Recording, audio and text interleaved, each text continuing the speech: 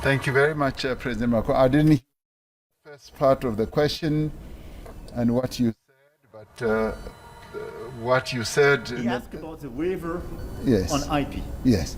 What you said in the last part is like music to my ears, because I like the convergence of our thinking. When we first raised the issue as South Africa and India, we were arguing for a waiver, which we continue to put forward, that let us have a waiver for the duration of the pandemic to enable countries to be able to gain capacity and manufacture and produce vaccines.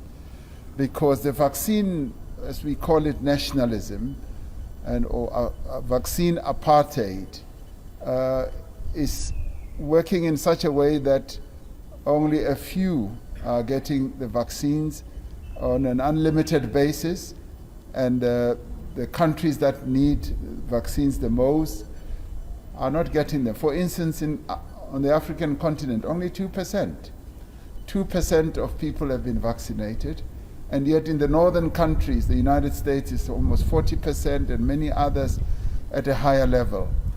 And the real challenge we face is the unavailability of vaccines. The more well-endowed economy countries have bought most of the vaccines, and they are hoarding them. They are holding them close to their chests. And we are now stuck because of a whole number of reasons, but more importantly, we don't have the availability of the vaccines right now as we need them. So it is for that reason that we've called for the waiver of the vaccine, of the TRIPS at the WTO. And I'm very pleased that President Macron has taken this message to heart, as he often does with many other challenges that we on the African continent face. He's taken it to heart and is very supportive. What they have now come up with is something that we can work with. One is to capacitate a number of countries on the continent to be able to manufacture their own vaccines, but at the same time to move ahead at the WTO that this matter of the waiver should now be considered, and considered seriously. Because on the one part it can be an exemption that does not lead to transfer of technology. What President Macron and I agree on is that there should be transfer of technology, and the waiver would amount to that as well. So it is important that capacity building should not just be through just giving either a license or whatever. It must result in the transfer of technology, of knowledge, so that countries on the African continent should have the capacity. Now, how many countries on the African continent would have the capacity? There are quite a number. I've been talking to a number of presidents who tell me that they will be able to build up capacity as quickly as possible. South Africa does, and a number of other countries do have the capacity, and those that may seem not to have it, they can build it up very quickly. So it is important, and I know that it will take some time at the WTO to finalize this, but at the same time, we welcome the assistance to build capacity so we can follow the two-pronged strategy, the two-pronged process. We get assistance to build the capacity, and at the same time, we continue with the discussions at the WTO. President Macron and I have agreed that this is what we are going to advocate at the G7. And I'm happy to work with President Macron in this regard, because this matter must not be used as a barrier. As he correctly said, South Africa led with regard to the antiretrovirals for HIV, and in this regard, we're not only working with India, but we're working with many other countries around the world. And we're very pleased that the views that we are putting forward are converging with what President Macron is saying, and there are quite a number of others as well. So we will be seeking to convince more and more people about the correctness of the position that we are putting forward, because this will be a game changer for Africa when we are able to manufacture vaccines and do not have to wait as we are waiting now. We do not want to wait forever whilst people are dying. So this for us is very important. But President Macron supports us. Thank you. We have one question before we ask you to just reflect on your discussions this afternoon. Newsroom Africa.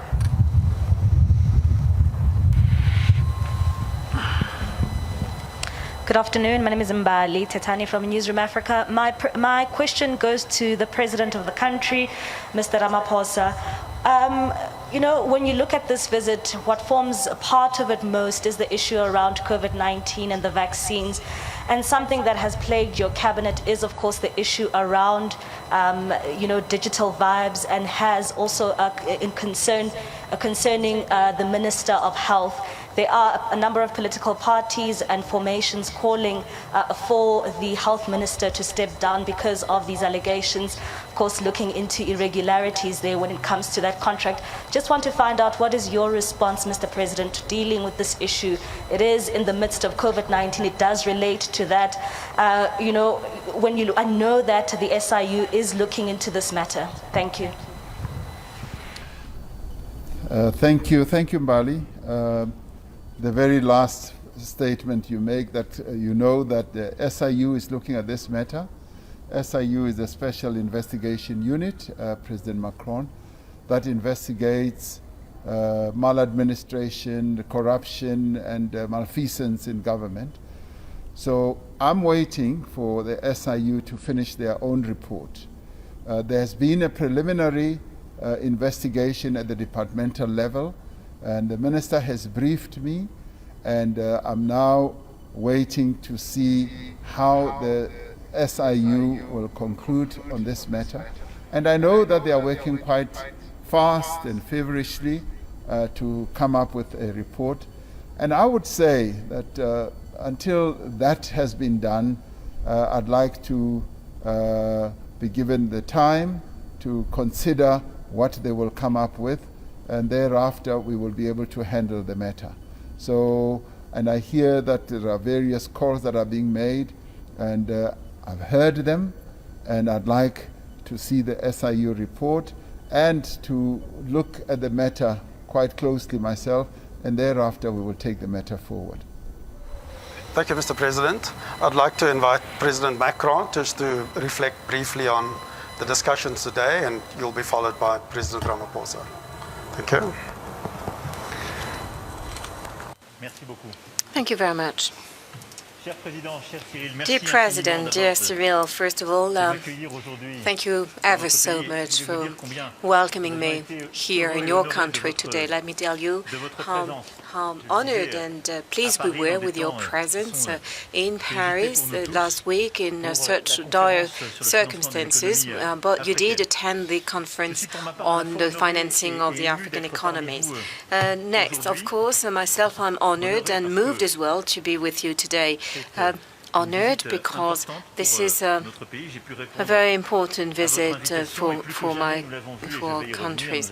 I was able to accept your invitation, and we've been able to work together on many matters, bilateral, regional, multilateral, and moved as well because the relationship with your country and what your country represents, and this we could see when we arrived, and these steps themselves tell about your history or part of your history.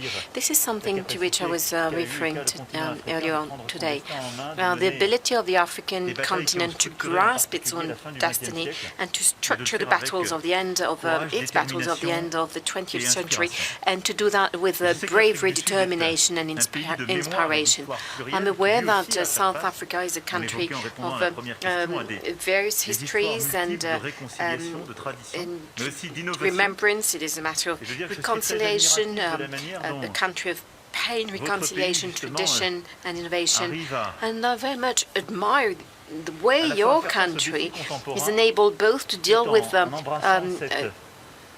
current challenges, while embracing all of this diversity, a huge diversity. I believe that yourself, you speak 8 of the 11 languages of your country.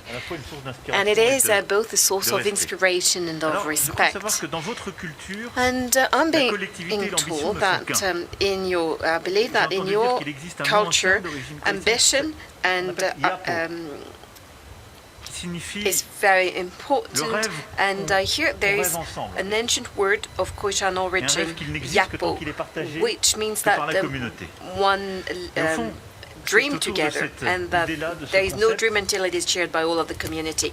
And it is with around this concept that I very much would like to structure what we intend to do at a bilateral level, but in more general terms, everything we'd like to do and the way we would like to approach together the challenges of the continent.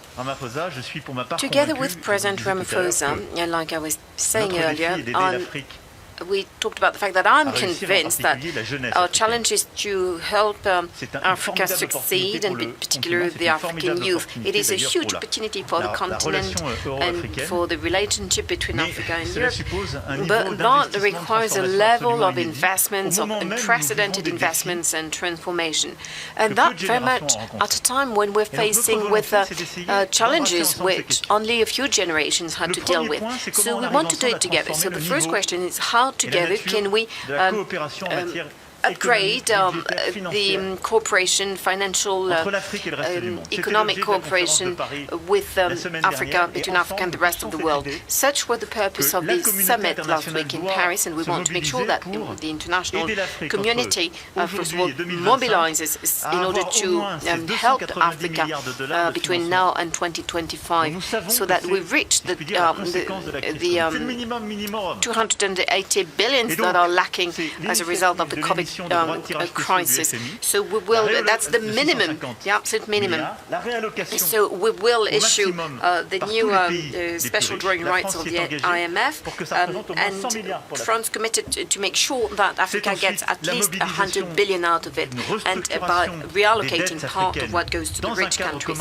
Next, it is about reorganizing the debts of all the countries, not just the Western countries, but also all of the other countries, the G20 countries, reallocate, reorganize the debt, and then we also need to rethink the debts that apply to the fiscal rules with Africa.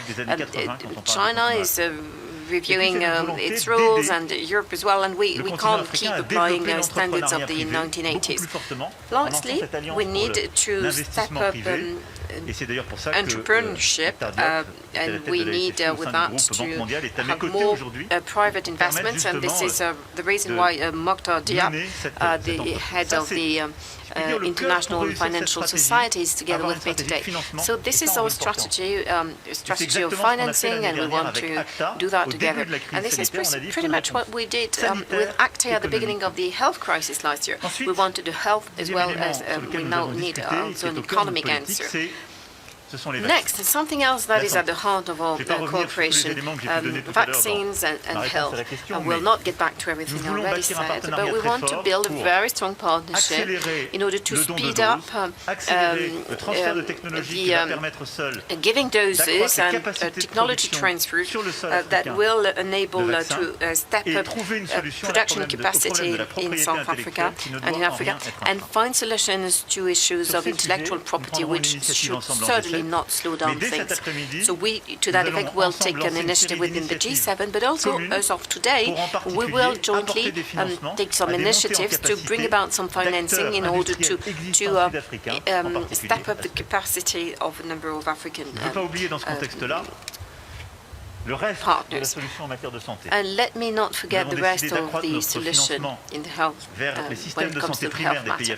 We decided to increase, and the French Development Agency will provide 2 billion euros of assistance to strengthen the primary health care system.